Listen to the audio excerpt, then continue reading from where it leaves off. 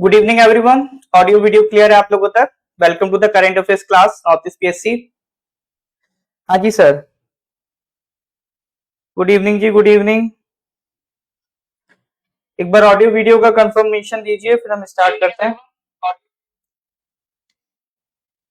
अप्रैल के क्वेश्चंस कर रहे थे करंट अफेयर्स के लिए। ओपन नहीं हो रहा है पीडीएफ, क्यों नहीं हो रहा है? मतलब लिंक ओपन हो रहा है कि नहीं हो रहा है? पहले तो आप ये बताइए, आप लोगों को जो पीडीएफ के लिए लिंक दिया है। इस तरह के जो भी डाउट हुआ करे उसके लिए व्हाट्सएप कर दिया करिए मुझे, है ना, मैं देख लूंगा। ऑलराइट। हाँ, तो अप्रैल के सर क्वेश्चंस कर रहे थे हम लोग। अभी तक अराउंड 45 क्वेश्चंस कर लिए थे ना।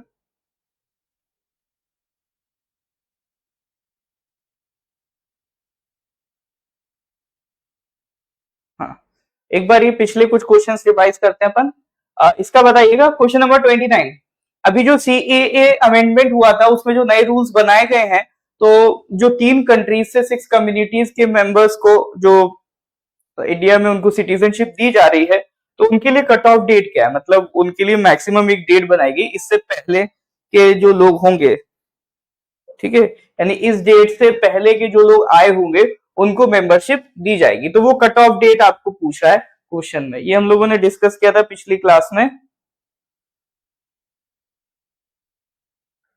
हाबू जी, ये लाइव क्लास है, ये फेसबुक पे हो रही है, ये आप फेसबुक पे देख पाएंगे, इसको फेसबुक ऐप को यूज करिए। सेकंड थिंग इज, इसकी जो रिकॉर्डिंग है वो आपके यूट्यूब चैनल पे आ जाती है। कल तक की जो क्लास हुई थी वो उसकी रिकॉर्डिंग आप देखोगे नॉर्थ ईस्ट पीसी के यूट्यूब चैनल पे आपको मिल जाएगी, वहां से आप अटेंड कर सकते हैं ना। हाँ, तो इसकी जो कट ऑफ डेट है वो है सर 31 दिसंबर 2014। इससे पहले के जो लोग आए होंगे, माइनॉरिटी परसिक्यूशन उन कंट्रीज में जिनका हुआ होगा, उनको सिटीजनशिप दी जाएगी, उसके बाद वालों को नहीं दी जाएगी। दैट इज अ क्राइटेरिया, ठीक है सर। सिर्फ 2014 बोलने से काम नहीं चलेगा, 2014 में भी डेट बतानी पड़ेगी ना, कौन सी डेट की आप बात कर रहे हैं।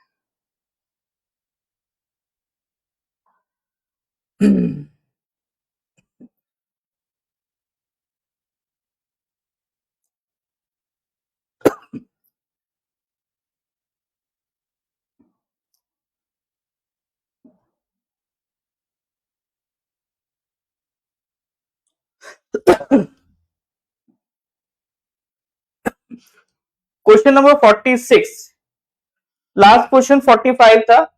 तिरंगा बर्फी को जीआई टैग मिला यूपी का, ठीक है, यहां तक हमने डिस्कस कर लिया था।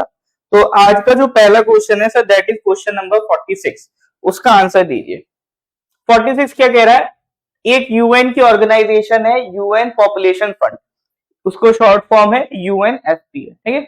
नाम चेंज हुआ था इसका, पहले यूएनएफपी ही शॉर्ट फॉर्म थी, फिर बाद में जाके इसका नाम बदल के यूएन पॉपुलेशन फंड पड़ गया, ठीक है। बट वो जो शॉर्ट फॉर्म है वो यूएनएफपी मेंटेन रही। It has release is state of the world population report, ठीक है। तो यूएनएफपीए एक यूएन की ऑर्गेनाइजेशन है, पॉपुलेशन से रिलेटेड। उन्होंने एक रिपोर्ट पब्लिश की है, state of the world population report. World population के ऊपर एनालिसिस करके उन्होंने रिपोर्ट पब्लिश की है। रिपोर्ट का नाम है interwoven lives, threads of hope, ending inequalities in sexual and reproductive health and rights, ठीक है, ये रिपोर्ट का नाम है। तो इस रिपोर्ट से रिलेटेड एक क्वेश्चन है कि as per the report India's population is estimated to double in how many years? तो यूएनएफपीए की एक रिपोर्ट आई है पॉपुलेशन से रिलेटेड। क्वेश्चन ये है कि इस रिपोर्ट के हिसाब से भारत की पॉपुलेशन डबल हो जाएगी कितने सालों में, इनके एस्टिमेट के हिसाब से। दैट इज द क्वेश्चन, बताइए सर। 4 ऑप्शन है, 70, 74, 77, 85, ठीक है। तो जो हमारी ग्रोथ रेट चल रही है उसी के बेसिस पे उन्होंने कैलकुलेशन वगैरह करके ये एनालाइज किया है। तो करेक्ट आंसर बताइए, यहां रिपोर्ट के बारे में हम लोग बात करेंगे। हाँ, तो कितने सालों में वो बढ़ जाएगी सर? तो इसका जो करेक्ट आंसर है दैट इज योर 77 ईयर्स, ठीक है। तो कितने सालों में हमारी पॉपुलेशन डबल हो जाएगी? इन द 77 ईयर्स, यानी अगले 77 सालों में। 2024 चल रहा है, उसमें 77 ऐड कर दो, है ना। और बताना ऐड करके कितना आएगा। अब इसकी जो मेन फाइंडिंग्स की बात करें, इंडिया लीड्स ग्लोबली। अच्छा, यूएनएफपीए इंटरनेशनल ऑर्गेनाइजेशन है, तो कमेंट में इसका हेडक्वार्टर बताना, नहीं पता है तो एक बार सर्च कर लेना, मिल जाएगा। जितनी भी इंटरनेशनल ऑर्गेनाइजेशन जब भी दिखे, ये अपना आप रूल बना लो, जब भी कोई इंटरनेशनल ऑर्गेनाइजेशन दिखे तो मेक श्योर कि आपको उसके हेडक्वार्टर पता हो। जब भी कोई कंट्री का जिक्र आए, मेक श्योर आपको उसकी कैपिटल पता हो। तो ये जो छोटे मोटे बेसिक सवाल आपके पूछता रहता है, हेडक्वार्टर, कैपिटल, ये तो आपके कभी भी गलत नहीं होंगे अगर आपने ये हैबिट बना ली। ठीक है, तो यूएनएफपीए का हेडक्वार्टर देख लेना कहां पर है। अब यहां हम सर रिपोर्ट की बात करेंगे। अच्छा, ये रिपोर्ट अगर जैसे आप एपीपीएससी स्पेसिफिक अगर एग्जाम की तैयारी करते हो, मींस आंसर राइटिंग, तो उसमें ज्यादा हेल्पफुल रहती है। अदरवाइज अगर एमसीक्यू बेस्ड आप तैयारी कर रहे हो एपीएसएसबी वगैरह की, तो उसमें तो सिंपल आप ये सब याद रखो कि इसका हेडक्वार्टर कहां है ना। तो India leads globally in population size estimated at 4417 billion, followed closely by China with 1.425 billion.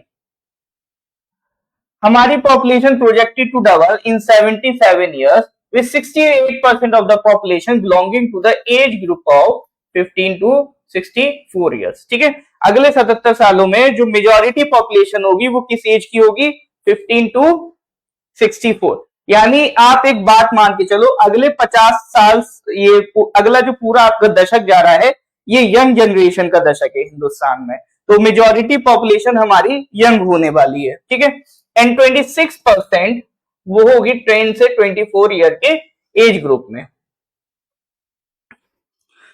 हमारा जो टीएफआर है, अभी नेशनल फैमिली हेल्थ सर्वे जो आया था उसके हिसाब से अराउंड 2.1 चल रहा है। तो इसमें भी उन्होंने कहा जो हमारा टोटल फर्टिलिटी रेट है दैट स्टैंड्स एट 2.0 बर्थ्स पर women in the reproductive age group. जो इनके हिसाब से ये टीएफआर या टोटल फर्टिलिटी रेट क्या होता है, ये बताता है कि ऑन एन एवरेज हिंदुस्तान में एक महिला कितने बच्चों को जन्म दे रही है। ठीक है, मान लो जैसे भारत में 3 महिलाएं हैं, है ना, और टोटल बच्चे 30 हैं, तो एक महिला ने ऑन एन एवरेज कितने बच्चों को जन्म दिया? 10। बहुत ज्यादा हो गए sir.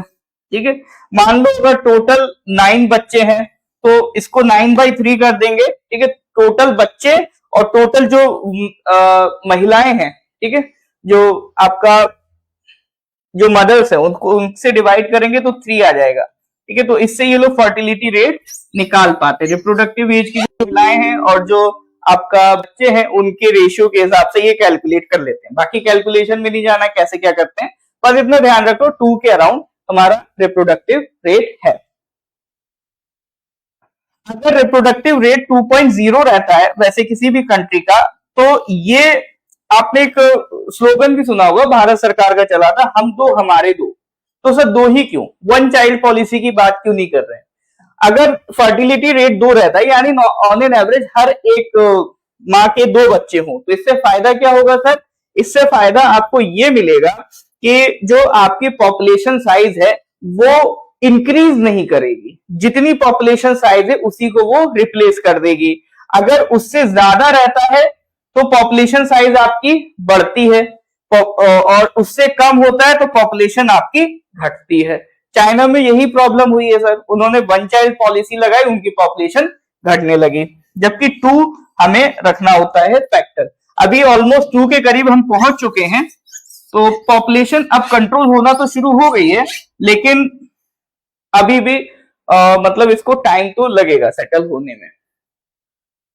Life expectancy at birth in India is estimated at 70 years for men and 74 years for women. ये अभी हमारी क्या चल रही है सर? लाइफ एक्सपेक्टेंसी, यानी नॉन एवरेज मेन कितना जी रहे हैं? जी रहे हैं 71, महिलाएं 74। Child marriage rates in India were reported at 23%, मतलब 2006 से 2023। अभी रिसेंट में भी अगर आप देखो तो चाइल्ड मैरिजेस का एक अमाउंट अभी भी काफी ज्यादा है। चाइल्ड मैरिजेस ज्यादा होंगी तो उससे बच्चे ज्यादा होने की भी प्रोबेबिलिटी बढ़ जाती है। Women with disabilities experience up to 10 times more gender based violence compare to women without disabilities. ठीक है, तो यानी ये एक तरीके से जेंडर इनइक्वालिटी और महिलाओं की क्या सिचुएशन है पॉपुलेशन के मामले में, वो रिपोर्ट ये हाईलाइट कर रही है। Despite 30 years of progress in sexual and reproductive health, the report highlights that marginalized communities have often been overlooked. ठीक है, तो जो marginalized communities जैसे शेड्यूल कास्ट हो गए, शेड्यूल ट्राइब्स हो गए, तो उनको अभी भी ओवरलुक किया गया है, भले ही आप कह दो कितना डेवलपमेंट हुआ है। तो ये सारी चीजें कौन कह रहा है? ये आपका यूएनएफपीए की रिपोर्ट कह रही है। ठीक है, तो these are some of the highlighting points of this report. तो इसको थोड़ा सा ध्यान रखिएगा, खास तौर से अगर आप आंसर राइटिंग कर रहे हैं तो ये फैक्ट आपको आंसर राइटिंग में हेल्प कर सकते हैं अगर पॉपुलेशन से रिलेटेड कोई क्वेश्चन आपके एग्जाम में आता है। ठीक है सर, चलिए यहां तक कोई डाउट है तो बताइए, क्लियर है तो गिव मी थम्स अप। हाँ जी, इसमें कोई दिक्कत तो नहीं है सर?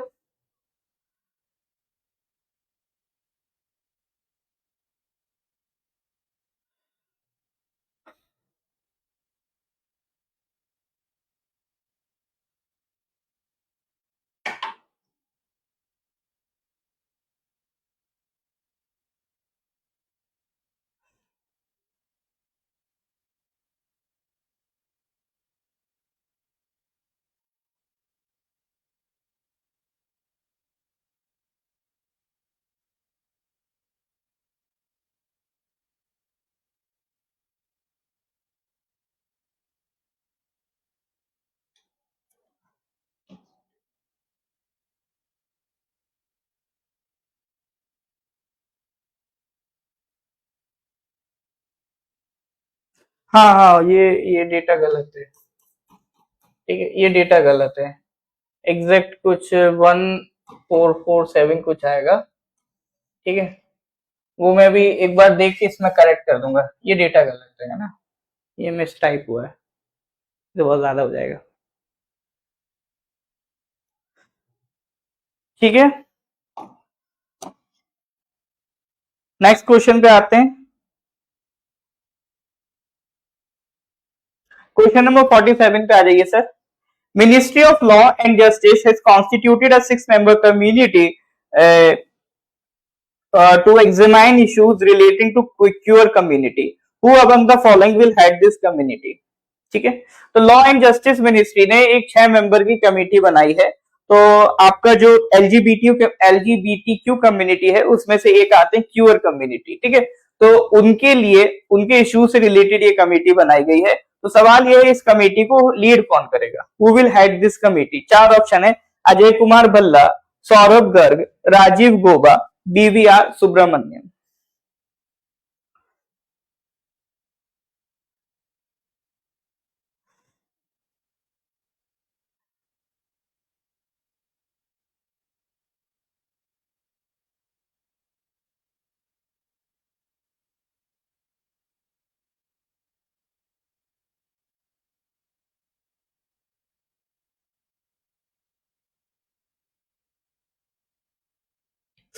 हाँ जी, उसमें ये डेटा थोड़ा सा गलत हो गया। ठीक है, ये हो जाएगा 1.44 बिलियन। ठीक है, 1.44 बिलियन और चाइना की है 1.425 बिलियन। मैं करेक्ट कर दूंगा इसको। हाँ, इसका आंसर बताइए। जो प्योर कम्युनिटी के इश्यूज के लिए कमेटी बनाई गई है उसके हेड कौन होंगे सर? तो head will be Rajiv Gauba. एक बार चेक कर लीजिएगा, राजीव गोबा आई थिंक अभी आपका कैबिनेट सेक्रेटरी होंगे मे बी। ठीक है, तो Rajiv Gauba will head this committee. अब ये क्यूअर किसे कहते हैं? तो जो लोग अपनी सेक्सुअल ओरिएंटेशन को या तो हेट्रोसेक्सुअल या स्ट्रेट नहीं कह पाते, उन लोगों के लिए ये टर्म यूज होता है क्यूअर कम्युनिटी। कुछ कुछ जगह पर एज क्या कहते हैं, डेरोगेटरी स्टेटमेंट में, एक कई जगह पर इसको एक डेरोगेटरी वर्ड भी माना जाता है, लेकिन कई जगह पर इसको ऑफिशियली भी यूज किया जाता है। ठीक है, जैसे आपका जो ये टोटल कम्युनिटी का पूरा जो ग्रुप है LGBTQIA+, तो इसमें जो क्यू होता है वो क्यू किसके लिए है? क्यूअर कम्युनिटी के लिए। ठीक है, चलिए तो आगे बढ़ते हैं सर। नेक्स्ट क्वेश्चन पे आते हैं, question number 48। Recently Meta platform has announced the launch of its new AI assistant Meta AI. Meta AI will be powered by, देखो मेटा प्लेटफॉर्म, मेटा कौन है सर?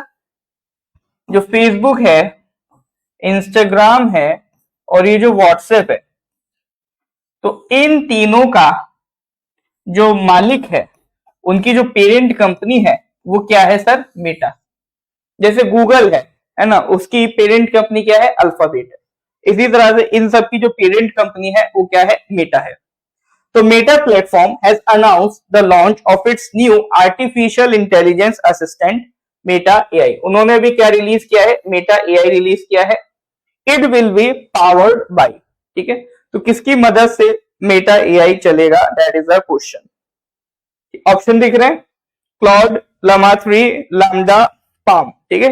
4 ऑप्शन दिए, बताइए सर।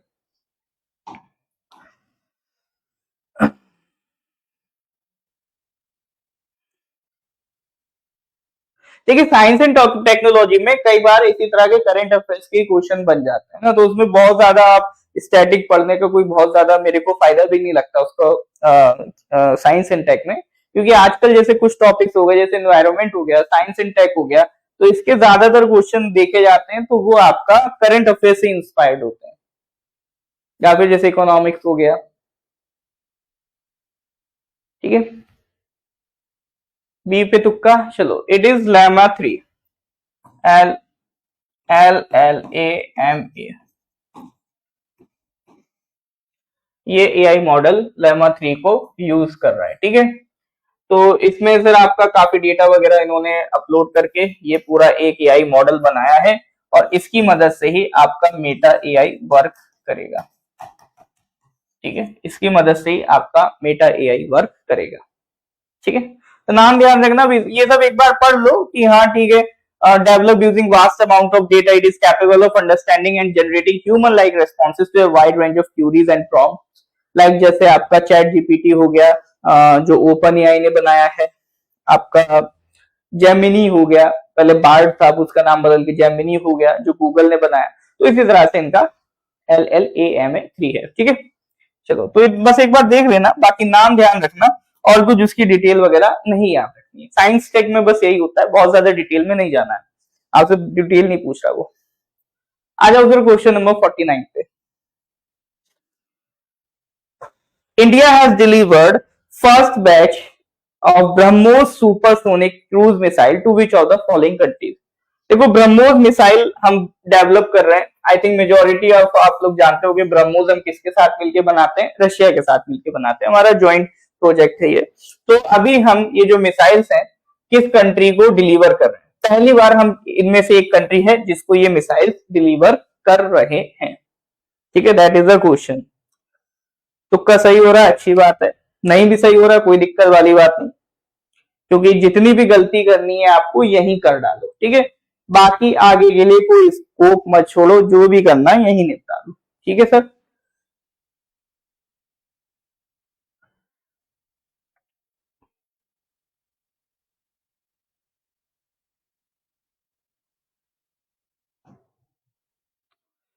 हाँ तो करेक्ट आंसर इज ब्रह्मोस, हाँ अरे sorry, correct answer तो होगा फिलीपींस, ठीक है। तो अभी हम किसको डिलीवर कर रहे हैं सर? फिलीपींस को। अब फिलीपींस का नाम सुन लिया तो सबसे पहला सवाल आपके माइंड में आना चाहिए कि फिलीपींस की कैपिटल क्या है। खासतौर से अगर हमारे आसपास की कंट्री है या हमसे एक रेलिवेंट कंट्री है तो उसकी कैपिटल और पता होनी चाहिए, इंपॉर्टेंट है ना। तो फिलीपींस की कैपिटल जल्दी से कमेंट करके बताइए, इंपॉर्टेंट है।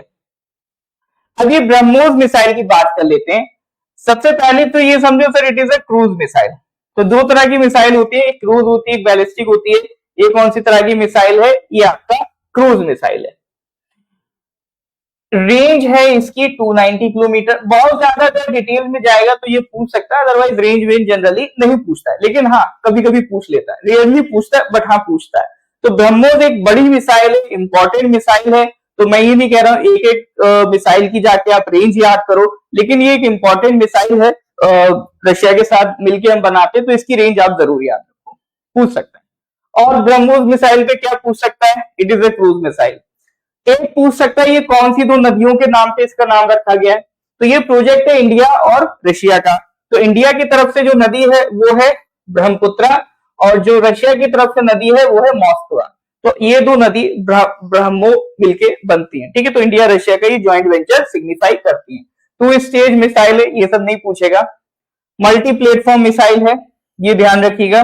यानी जैसे कुछ मिसाइल्स होती हैं जिसको आप सिर्फ लैंड से लॉन्च कर सकते हो, कुछ को सिर्फ समंदर से कर सकते हो, इसमें ऐसी कोई हेडेक नहीं है। इसको जमीन से भी कर सकते हो, आसमान से भी कर सकते हो, समंदर से भी कर सकते हो, ठीक है। दिन और रात कभी भी इसको लॉन्च करो, irrespective of the weather condition. बादल हो नहीं हो, बारिश हो नहीं हो, तूफान आए नहीं आए, वेदर कंडीशंस के रेस्पेक्टिव इसको लॉन्च कर सकते हो। और इसके प्रिंसिपल का नाम याद रखना, it works on the principle of fire and forget, ठीक है। फायर एंड फॉरगेट, यानी इसको एक बार लॉन्च कर दिया। देखो वैसे ये है क्रूज मिसाइल, और क्रूज मिसाइल में जनरली क्या होता है, इनमें एक फैसिलिटी होती है कि आप उसको लॉन्च करने के बाद भी कंट्रोल कर सकते हो, मैन्यूवर कर सकते हो। बैलिस्टिक मिसाइल में ऑन द हैंड ये फैसिलिटी नहीं होती। They are like Salman Khan, एक बार कमिटमेंट कर दी, निकले तो गए, फिर नहीं रुकना है, ठीक है। फिर उसमें चेंज पॉसिबल नहीं है। बट ये क्रूज मिसाइल है, but still it work on the principle of fire and forget.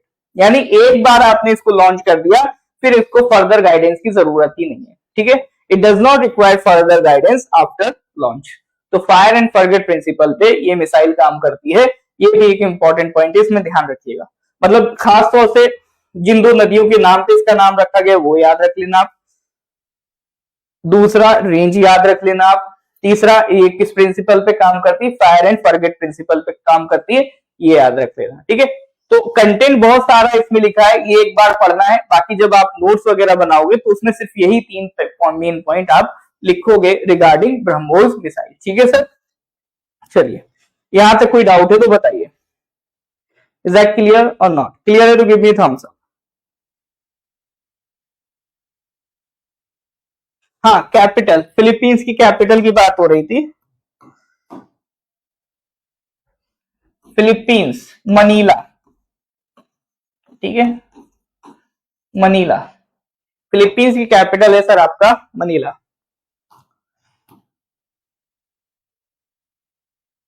चलो क्वेश्चन नंबर 50 पे आ जाओ सर। तो यहां पर आप मान लो अब आपका जो करंट अफेयर्स है वो हाफ हो रहा है। एक माउंटेन का नाम है, अभी वहां पर वोल्केनो इरप्ट हुआ था। तो सवाल ये है, ये वोल्केनो किस कंट्री में है। तो ये तो बिल्कुल बेसिक करंट अफेयर्स का सवाल है। कोई भी वोल्केनो की कभी भी इरप्ट हो जाता है तो वो पूछ लेता है ना। तो geography based, location based question से बताइए sir. Mount Ruang has initiated its eruption recently. तो सवाल यही है, ये किस कंट्री में। हो सकता है एग्जाम में आपको ये दे भी नहीं कि इट हैज इरप्टेड रिसेंटली, आपको सिंपल इतना दे दे माउंट रुआंग बताओ किस कंट्री में है। आपको लगेगा इतना डिटेल में हमें एक एक माउंटेन पढ़ना है, लेकिन वो इसलिए पूछ ही नहीं रहा है कि वो आपसे चाह रहा है कि आप एक एक माउंटेन की डिटेल याद रखो। वो इसलिए पूछ रहा है क्योंकि ये करंट अफेयर्स में थी। यही डिफरेंस आ जाता है सर करंट अफेयर्स और स्टैटिक में। स्टैटिक में जब हम पढ़ते हैं तो बहुत ही जो चुनिंदा माउंटेन्स हैं वर्ल्ड में उनके नाम पढ़ लेते हैं, इंडिया के माउंटेन्स के नाम पढ़ लेते हैं। मेनली तो इंडिया के माउंटेन्स पूछता है। जो एपीपीएससी वगैरह के एग्जाम्स होते हैं उसमें खासतौर से हम वर्ल्ड के माउंटेन्स के बारे में डिस्कस कर लेते हैं। लेकिन यहाँ पर तो आपको कुछ भी पढ़ने की जरूरत नहीं है, क्योंकि अगर इस पे क्वेश्चन आएगा तो ये इसलिए नहीं आएगा कि वो आपसे माउंटेन की जानकारी चाह रहा है, वो इसलिए आएगा क्योंकि वही चेक करना चाह रहा है आपने करंट में इस माउंटेन का नाम सुना था कि नहीं सुना था, ठीक है। तो Mount Ruang has is located in which of the following countries sir. तो करेक्ट आंसर इज इंडोनेशिया, ठीक है, इंडोनेशिया। इंडोनेशिया की अभी वैसे कैपिटल चेंज होने वाली है, बट अभी करंट में जो कैपिटल है वो बताइएगा। अब जब इंडोनेशिया की बात आ रही है तो मैंने सोचा एक बार इंडोनेशिया का मैप ले लेते हैं और देख लेते हैं सर इंडोनेशिया। तो ये अपना साउथ ईस्ट एशिया वाला एरिया है। ये देखो ये थाईलैंड है यहाँ तक, फिर यहां से आ जाओगे ये आपका मलेशिया लग जाता है, वेस्ट मलेशिया। ये एक पूरा आइलैंड है। इसमें स्पेशल बात ये है कि इसमें 3 कंट्री लाई करते हैं, 3 कंट्रीज के हिस्से हैं इसमें सर। एक हिस्सा तो ये वाला इंडोनेशिया का है, दूसरा अगर आप देखोगे ये वाला हिस्सा जो है मलेशिया का है। ये मतलब पूरे आइलैंड का नाम ही क्या है, बोर्नियो आइलैंड, ठीक है। इस पूरे आइलैंड का नाम है बोर्नियो आइलैंड। लेकिन इसमें एक हिस्सा मेजोरिटी पार्ट इंडोनेशिया का है, दूसरा हिस्सा अगर आप ये देखो जो मैंने ये ग्रीन से मार्क किया है, ये हिस्सा किसका है सर आपका, ये मलेशिया का है, इसको ईस्ट मलेशिया कहते हैं। मलेशिया के दो पार्ट, ये ईस्ट मलेशिया और ये वाला आपका वेस्ट मलेशिया। अब इसी आइलैंड में छोटा सा कंट्री और है जिसको कई बार लोग नजरअंदाज कर जाते हैं, दैट इज ब्रूनी। ठीक है, इसी आइलैंड में एक छोटा सा कंट्री और है ब्रूनी। साउथ ईस्ट एशिया का मैप इंपॉर्टेंट है, पूछता रहता है इस पे क्वेश्चन। तो पहली चीज तो इस आइलैंड का ध्यान रखना, ये बोर्नियो आइलैंड में 3 कंट्री के हिस्से लाई करते हैं। ब्रूनी तो पूरा पूरा इसी आइलैंड में लाई करता है, छोटा सा हिस्सा है। नेक्स्ट चीज ध्यान रखेंगे आप लोग, क्या ध्यान रखेंगे सर, नेक्स्ट चीज जो आप ध्यान रखेंगे कि मेन आइलैंड्स कौन से हैं आपका इंडोनेशिया के। जैसे एक ये वाला अगर आप आइलैंड देखो, इसको कहते हैं सर हम लोग सुमात्रा आइलैंड। ठीक है, ये आइलैंड क्या कहलाता है, सुमात्रा आइलैंड।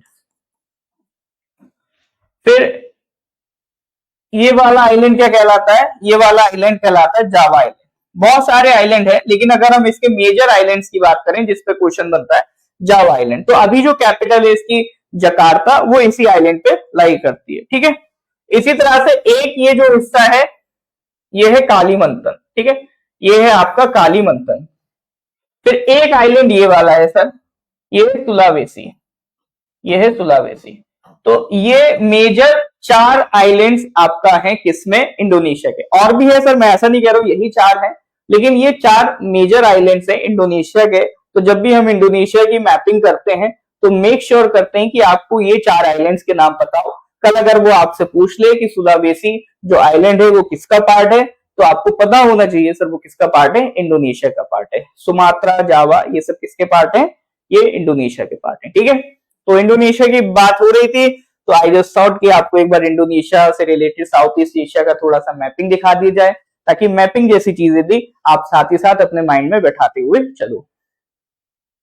ठीक है, चलिए सर, यहां तक कोई दिक्कत है तो बताइए, क्लियर है तो give me thumbs up.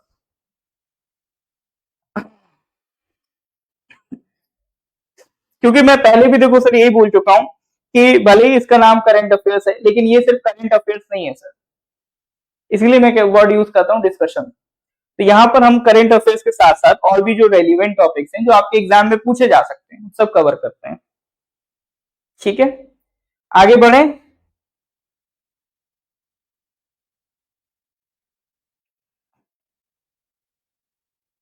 Comments नहीं विजिबल हो रहे हैं आप लोगों के, कर रहे हैं कि नहीं कर रहे हैं।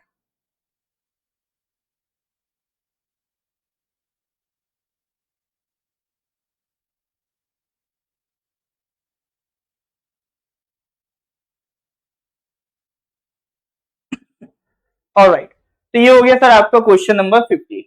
इसके आगे बढ़ते हैं, क्वेश्चन नंबर 51 पे आते हैं।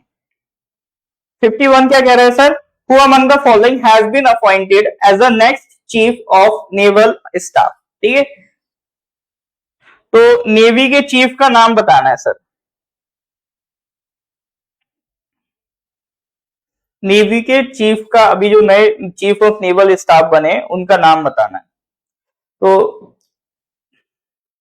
नेवी में जनरली अगर चीफ ऑफ नेवल स्टाफ को एडमिरल कहा जाता है, उनकी रैंक एडमिरल होती है, तो उनसे जस्ट जो नीचे होते हैं वो वाइस एडमिरल होते हैं। जैसे आर्मी में होते हैं ना जनरल, और उनके जस्ट नीचे कौन होते हैं, लेफ्टिनेंट जनरल। तो कोई वाइस एडमिरल ही रहे होंगे, उनको प्रमोट करके एडमिरल बनाया जाएगा। तो 4 ऑप्शन दिए हैं, तो करेक्ट आंसर बताना है। थोड़ा बहुत आपने न्यूज में देखा होगा तो आप बता पाएंगे। Correct answer is admiral Dinesh Kumar Tripathi. ठीक है, सॉरी, अभी वो वाइस एडमिरल हैं, उनको प्रमोट किया जाएगा to the position of admiral Dinesh Kumar Tripathi. ठीक है, तो ये आपकी सर हायरार्की है इंडियन नेवी की, यानी मिडशिपमैन, फिर sub lieutenant, lieutenant, lieutenant commander, commander, then captain, then commodore, then आपका फिर एडमिरल में शुरू होता है rear admiral, then vice admiral, then top position is admiral. जो चीफ ऑफ नेवल स्टाफ है वो एडमिरल तक जाते हैं। ये आपका 4 स्टार के नेवी ऑफिसर होते हैं।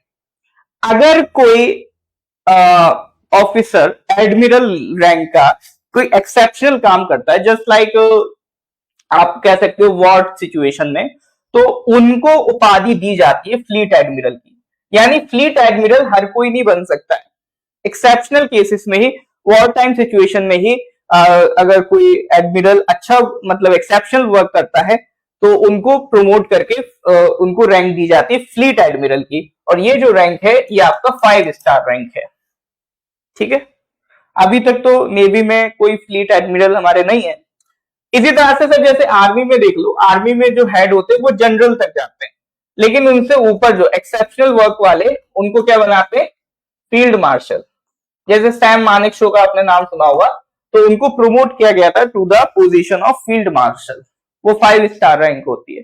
बाकी ये जो मैक्सिमम वैसे अगर आप देखोगे आर्मी में, नेवी में और आपका क्या कहते हैं एयरफोर्स में, मैक्सिमम रैंक उनकी कितनी जाती है, 4 स्टार रैंक होती है। हाईएस्ट तो 5 स्टार है, बट जनरली 4 स्टार तक वो रहती है। ठीक है,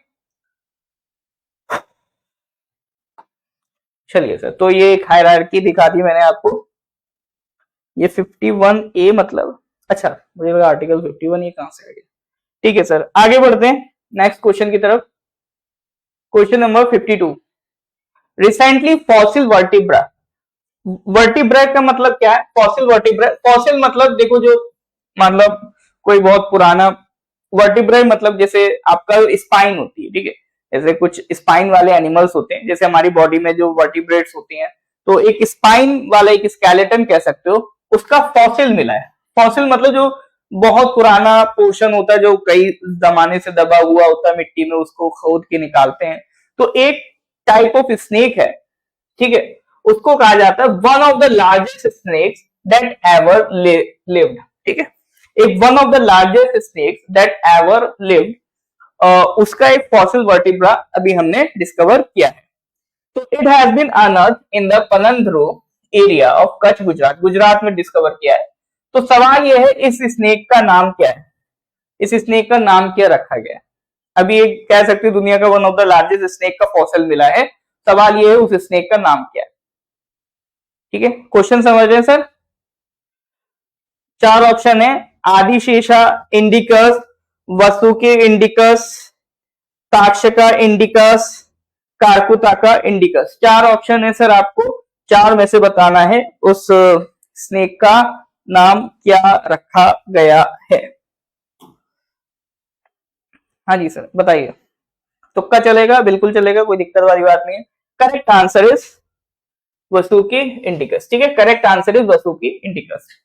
अभी जो स्नेक का फॉसिल मिला है, इसमें माना जा रहा है ये सर मतलब कितना पुराना रहा होगा, 100 to 66 मिलियन ईयर्स अगो पुराना करीब ये रहा होगा, है ना, जो हमारा गोंडवाना वाला एरिया था।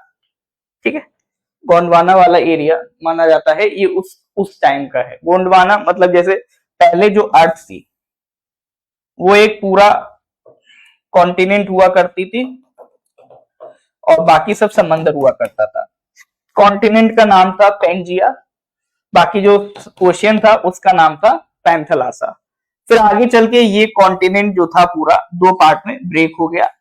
एक पार्ट बना नदर्न साइड भाग गया वो लॉरेशिया, और दूसरा जो सदर्न साइड भाग गया वो था गोंडवाना। ठीक है, फिर फर्दर इनके और डिवीजन होते चले गए, और उस तरह से जितने आज हम लोग डिफरेंट डिफरेंट कॉन्टिनेंट्स देखते हैं वो हमें देखने को मिले।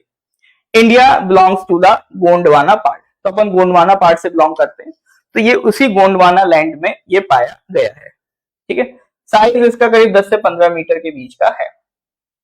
ये मैंने आपको बता दिया था, डिटेल में मत याद रखना, बस स्नेक का नाम याद रख लेना, मोर देन एनफ है। ठीक है, इससे ज्यादा डिटेल याद रखने की जरूरत नहीं है, कुछ एक्स्ट्रा जानकारी बस हम लोग डिस्कस कर लेते हैं ताकि थोड़ा सा आपका नॉलेज लेवल बढ़ जाए।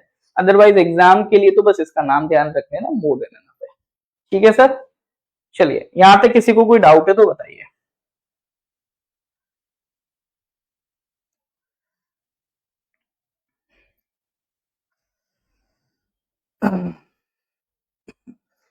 हाँ जी सर, क्लियर है तो give me a thumbs up. यहाँ तक कोई डाउट होने से बताइए।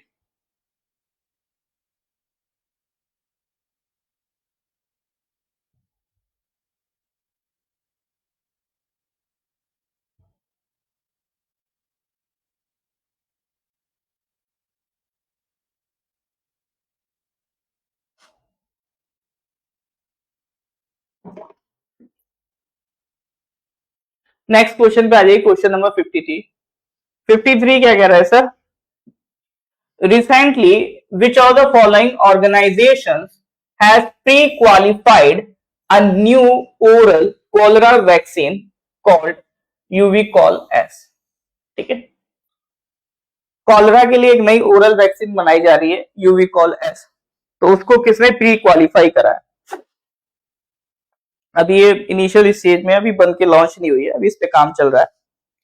तो पहली चीज तो ये समझ लेना, UV-Col अगर पूछ ले ये वैक्सीन किससे रिलेटेड है, तो आपको खट से पता होना चाहिए कॉलरा से रिलेटेड है। पहली चीज तो हमेशा मेक श्योर करना, ठीक है।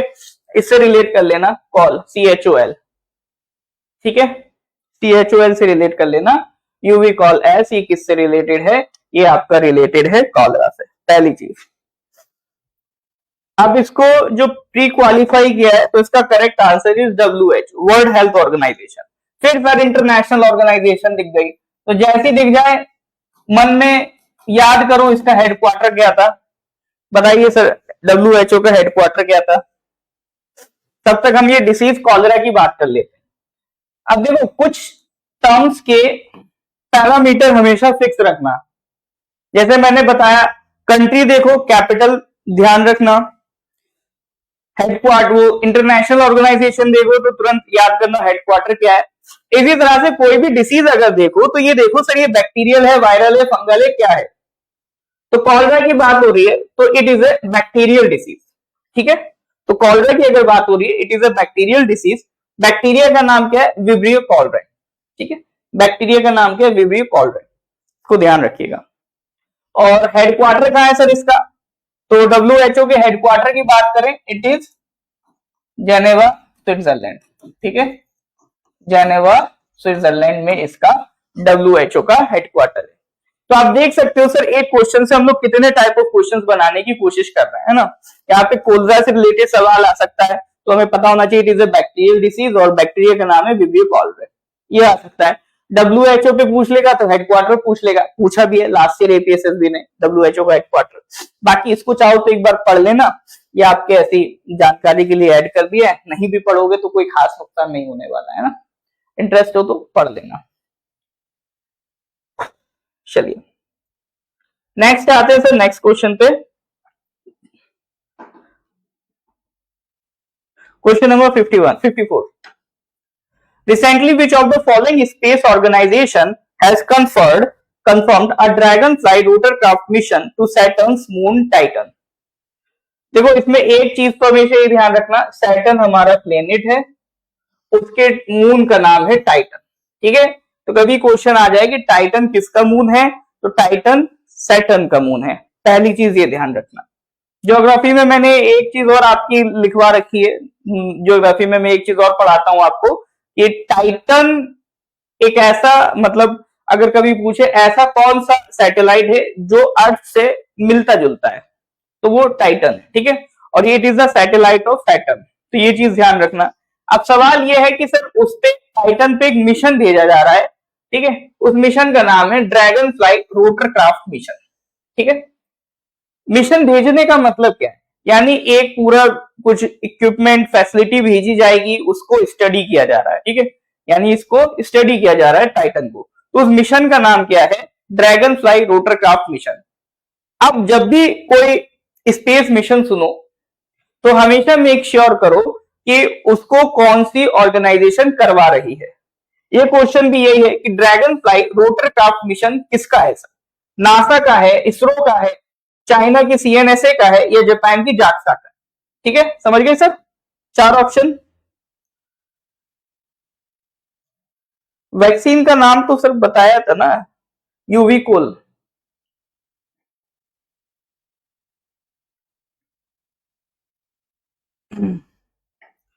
हाँ, तो 4 ऑप्शन है sir.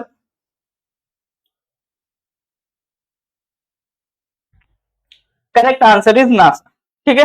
National aeronautics and space administration, NASA का सर ये मिशन है। तो ये लोग ड्रैगन फ्लाई किसको कह रहे हैं सर? ये एक तरह इस तरह के क्वाडकॉप्टर भेजेंगे, ठीक है, इसी को कह रहे हैं ड्रैगन फ्लाई, उड़ते हुए ऐसे ही जाएगा। तो वहां पर जो सैटर्न का मून है टाइटन, उसकी वैरायटी ऑफ लोकेशंस पे ये अपना काम करेगा, उसको एक्सप्लोर करेगा, ठीक है, तो इतना ध्यान रखो। तो बाकी इतना डिटेल जाने की जरूरत नहीं, बस इतना ध्यान रखो सैटर्न को ये स्टडी करने के लिए बनाया गया। ठीक है, चलिए यहां तक कोई डाउट तो नहीं आ रहा है सर? आते हैं सर अगले क्वेश्चन की तरफ, क्वेश्चन नंबर 55। एक देखो रुपए, रुपए हमारा खुद का बनाया हुआ इनिशिएटिव है। इसने किसी एक ऑर्गेनाइजेशन के साथ कोलैब करा है और एक कैंपेन चलाया है, link it forget it campaign. तो वो किसके साथ कोलैब किया? रेजर पे, फोन पे, एनपीसीआई या आरबीआई? रुपए ने एक कैंपेन चलाया है, लिंक इट फॉरगेट इट, वो किसके साथ मिलकर चलाया? रेजर पे, फोन पे, एनपीसीआई और आरबीआई। अब ये देखो सर, क्वेश्चन आपके एग्जाम में आएगा तो आपको लगेगा ये इकोनॉमी का क्वेश्चन है तो सर ये इकोनॉमी से रिलेटेड, लेकिन हाँ ये पूछा क्यों गया? क्योंकि ये करंट अफेयर्स में था, तो इसको आप करंट अफेयर्स में भी डालेंगे, है ना। इस तरह से जो कैंपेन्स आरबीआई या बड़े बड़े संस्थान चलाते हैं वो आपके एग्जाम में पूछ लेता है। जैसे मुझे याद नहीं आ रहा है, आरबीआई का एक कैंपेन था, वो मैंने पढ़ाया भी था, वो लास्ट ईयर पूछा है एपीएसएलपी ने। ठीक है, तो हर बार आरबीआई करेक्ट आंसर नहीं होता है। पिछली बार एपीएसएसबी ने आरबीआई के कैंपेन के बारे में बात कर ली थी, ये आरबीआई का कैंपेन नहीं है। ठीक है, और वैसे भी देखो रुपए किस में काम आता है? डिजिटल पेमेंट्स में काम आता है। तो डिजिटल पेमेंट्स इंडिया में कौन कंट्रोल करता है? कौन सी संस्था है सर? वो है एनपीसीआई। ठीक है, तो इसका करेक्ट आंसर क्या हो जाएगा? NPCI, national payment corporation of India. NPCI की फुल फॉर्म भी ध्यान रखना, क्योंकि छोटा मोटा उसे सवाल बनाना हुआ तो वो एनपीसीआई की फुल फॉर्म ही पूछ लेगा। तो national payment corporation of India के साथ मिलकर रुपए ने कैंपेन लॉन्च किया है, लिंक इट फॉरगेट इट। इसमें है क्या सर? इसमें व्यवस्था ये है कि जैसे क्रेडिट कार्ड है उसको यूपीआई से लिंक कर देंगे। जैसे अभी तक बाकी जो व्यवस्था है, जैसे वीजा वगैरह, मास्टर वगैरह, ये लोग जो क्रेडिट कार्ड दे रहे हैं वो यूपीआई से लिंक नहीं होगा, लेकिन इसको यूपीआई से लिंक किया जा सकता है।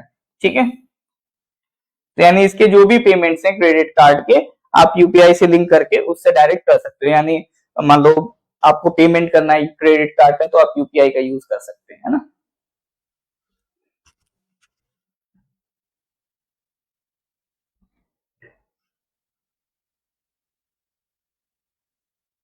ठीक है, इसको किसने बनाया? एनपीसीआई। देखिए एनपीसीआई ध्यान रखना, ये एक नॉट फॉर प्रॉफिट ऑर्गेनाइजेशन है। नॉट फॉर प्रॉफिट ऑर्गेनाइजेशन का मतलब क्या है सर? यानी इनका सीन ऐसा रहता है, ये लोग अर्निंग करते हैं, जो भी अर्निंग करते हैं ये अपने घर नहीं ले जाते, अर्निंग को वापस इन्वेस्ट कर देते हैं। ठीक है, तो नॉट फॉर प्रॉफिट ऑर्गेनाइजेशन का मतलब ये होता है, अगर कोई ऑर्गेनाइजेशन पैसा कमा रही है लेकिन वो पूरा पैसा वापस उसी ऑर्गेनाइजेशन में दोबारा इन्वेस्ट करे दे रही है, तो वो कहलाएगी नॉट फॉर प्रॉफिट ऑर्गेनाइजेशन। ठीक है, क्योंकि उसका पर्पज ही नहीं है प्रॉफिट कमाना, उसका पर्पज है सेवा करना। तो NPCI it serves as an umbrella body for the operation of retail payments in India. मतलब जितना भी डिजिटल पेमेंट्स आप हिंदुस्तान में देख रहे हो उसको कौन मेंटेन कर रहा है? एनपीसीआई। आपका अगर यूपीआई की बात करूं, यूपीआई किसने बनाया सर? एनपीसीआई ने बनाया। ठीक है, तो ये ऑर्गेनाइजेशन आरबीआई नहीं बनाई, ऐसा नहीं कि सर ये आरबीआई से अलग है, ये बनवाई आरबीआई नहीं है, along with the Indian Banks Association। Indian banks association एक ग्रुप है, इंडिया की बड़ी बड़ी कुछ बैंक्स हैं उनका एक ग्रुप है। ठीक है, तो उनकी मदद से आरबीआई ने क्या करवाया है? इसको एनपीसीआई को क्रिएट करवाया। इट वॉज इनकॉर्पोरेटेड इन दिसंबर 2008, 2008 में ये बनाया गया था, and was promoted by RBI. चलिए सर, तो these are some facts about NPCI. ठीक है, तो एनपीसीआई को किसने बनाया है? RBI plus Indian banks association ने बनाया है। And NPCI is a not for profit organisation. And third thing is NPCI की full form national payment corporation of India. तो एनपीसीआई में ये 3 पॉइंट आपको मेक श्योर करना है, याद रहे, इस पे क्वेश्चन बन सकता है। बात समझ रहे हैं सर? इज दैट क्लियर और नॉट? हाँ जी, क्लियर है तो गिव मी थम्स अप। हाँ जी सर, एक्टिव है कि नहीं है सर? नींद तो नहीं लग रही किसी को? That is the question number 55। Move करते हैं फिर सर अगले क्वेश्चन की तरफ, क्वेश्चन नंबर 56। स्पोर्ट्स का सवाल है, सीधा सिंपल सा सवाल है। ICC men's T20 world cup अभी चल रहा है सर, आप लोग शायद देख भी रहे हो, तो उसका एम्बेसडर किसको बनाया? सौरभ गांगुली, अनिल कुंबले, जहीर खान, युवराज सिंह। 4 ऑप्शन है, बताओ सर जल्दी से, जल्दी बताइए। ये सर खाता खोल देने वाला सवाल है। स्पोर्ट्स में सर वैसे आप लोगों का हाथ बढ़िया रहता है, स्पोर्ट्स के सवाल तो गलत होते नहीं है। बताइए sir, ICC men's T20 world cup में इसका एम्बेसडर किसको बनाया? सौरभ गांगुली, अनिल कुंबले, जहीर खान, युवराज सिंह।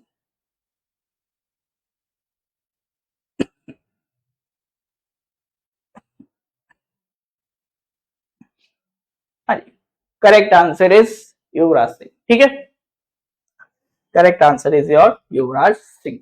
चलिए नेक्स्ट क्वेश्चन पे आते हैं sir. Question number 57। Usain Bolt का भी नाम हम ऑलरेडी पहले के क्वेश्चन में डिस्कस कर चुके हैं। Question number 57। इंडियन नेवी ने एक्सरसाइज करी ईस्टर्न कोस्ट पे मैरीटाइम सिक्योरिटी की प्रिपेयरनेस चेक करने के लिए। एक्सरसाइज का नाम पूछ रहा है। अभी इंडियन नेवी ने एक एक्सरसाइज करी ईस्टर्न कोस्ट पे, तो एक्सरसाइज का सर वो नाम पूछ रहा है। समुद्री लहर, पूर्वी लहर, त्रिशक्ति प्रहार या समुद्र शक्ति। ठीक है, 4 ऑप्शन दिए गए हैं, 4 में से करेक्ट आंसर बताना है। ईस्टर्न कोस्ट पे मैरीटाइम सिक्योरिटी चैलेंज से निपटने के लिए इंडियन नेवी ने अभी एक एक्सरसाइज कंडक्ट करी है, उस एक्सरसाइज का नाम क्या है सर? बता देते सर, करेक्ट आंसर इज पूर्वी लहर, है ना। फैक्चुअल सवाल आएगा तो डायरेक्ट यही आएगा, इसके अलावा और क्या बनता है। चलिए नेक्स्ट आ जाओ सर, क्वेश्चन नंबर 58। 58 वाला ये इसमें जो दुर्गा 2 डायरेक्शनली अनरेस्ट्रिक्टेड रे गन एरे, ये जो वेपन की बात हो रही है, वेपन का नाम है दुर्गा 2। ठीक है, ये वेपन हम पहले भी डिस्कस कर चुके हैं पिछले मंथ की जहां तक मुझे याद है, करंट अफेयर्स में हम इस वेपन को ऑलरेडी डिस्कस कर चुके हैं। तो अगर आपने वो पढ़ा होगा तो बहुत इजीली बता पाओगे। दुर्गा नाम से एक वेपन बना है, किसने बनाया है ये पूछ रहा है। तो अभी उसका प्रोटोटाइप रेडी हुआ है, उसकी टेस्टिंग वगैरह चल रही है। उसको किसने लॉन्च किया है सर? नहीं पता है तो एक तुक्का तो सर आपको पता ही है क्या लगाना, डीआरडीओ। वेपन्स वगैरह, मिसाइल्स वगैरह ये कौन बना रहा है? डीआरडीओ बना रहा है। अगर एयरक्राफ्ट की बात हो रही है तो एचएएल लगा दो तुक्का। ठीक है, तो 2 तो अपने सेट है। तो ये जो दुर्गा 2 है, ये क्या है सर? आपका directed energy weapon. Directed energy weapon मतलब इस तरह से इसमें लेजर लाइट निकलेगी और लेजर लाइट से अटैक किया जाएगा। ठीक है, तो इसे वो कह रहे हैं डायरेक्टेड एनर्जी वेपन, डीईडब्ल्यू भी कहते हैं। इसका नाम रखा गया दुर्गा।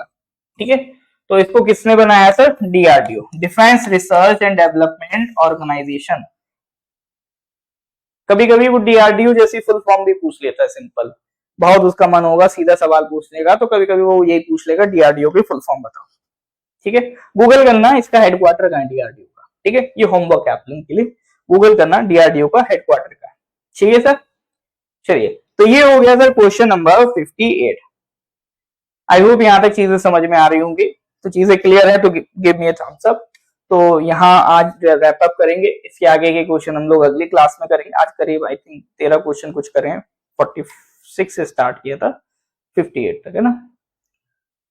नेक्स्ट क्लास में आगे के क्वेश्चन करेंगे। तो लेक्चर अच्छा लगा हो, सीखने को कुछ मिल रहा हो तो लाइक कर देंगे, अपने कलीग्स के साथ सर इसको शेयर कर देंगे। इसकी रिकॉर्डिंग आपको यूट्यूब चैनल पे भी मिल जाएगी। आपके आज अगर फर्स्ट क्लास थी तो आप नॉर्थ ईस्ट पीएससी के यूट्यूब चैनल जाए, प्लेलिस्ट में अप्रैल 2024 का जो करंट अफेयर्स है उसकी प्लेलिस्ट ओपन करना, उसमें जो पहला लेक्चर है अप्रैल का उसको एक बार आप जरूर देख लेना। शुरुआत में ही लेक्चर के मैंने समझा रखा है करंट अफेयर्स की बेसिक्स की, कितना पढ़ना है, किस तरह से नोट्स बनाने हैं, ये सारी जो बेसिक जानकारी है वो मैंने वहां पर कवर कर रखी है। बाकी पीडीएफ डाउनलोड करने की लिंक आपको इसके डिस्क्रिप्शन में भी मिल जाएगी, साथ ही साथ आपको यूट्यूब पे जब वीडियो अपलोड होगी तो उसके डिस्क्रिप्शन में भी मिल जाएगी। ठीक है, साथ ही साथ हमारे जो एपीपीएससी और एपीएसएसबी के रनिंग कोर्सेज हैं, ठीक है, एपीएसएसबी में खास तौर से अभी एग्जाम सितंबर में होने वाला है, और एपीपीएससी में भी सर आपका सिविल सर्विसेज एग्जाम जो होता है उसमें एक प्रीलिम्स प्लस मेंस, उनके बैचेस अभी हमारे लॉन्च हो रहे हैं। तो अगर आप ज्वाइन करना चाहते हैं तो इस नंबर पर कॉल या व्हाट्सएप कर सकते हैं। ठीक है, 8076535685। ठीक है, इस नंबर पर कांटेक्ट कर लेंगे अगर आपको कोई जानकारी चाहिए रिगार्डिंग एपीपीएससी एंड एपीएसएसबी कोर्सेज। ठीक है सर, चलिए कौन सा मंथ से करंट अफेयर्स? जनवरी से कर दो सर। ठीक है। सितंबर के लिए अगर हेड कांस्टेबल के लिए कर रहे हो तो जनवरी से कर दो, क्या कहते हैं, इसके लिए कर रहे हो, क्या कहते हैं, सीजीएल के लिए कर रहे हो सितंबर में, तो उसको मार्च से स्टार्ट कर देना। ये तो अप्रैल हम करा रहे हैं, ठीक है। नेक्स्ट वीक में अप्रैल भी खत्म कर देंगे और इसी मई जून खत्म होते होते आपका मई का भी करंट अफेयर स्टार्ट हो जाएगा। ठीक है सर, मिलते हैं फिर सर अगली क्लास में। Till then goodbye, have a nice day.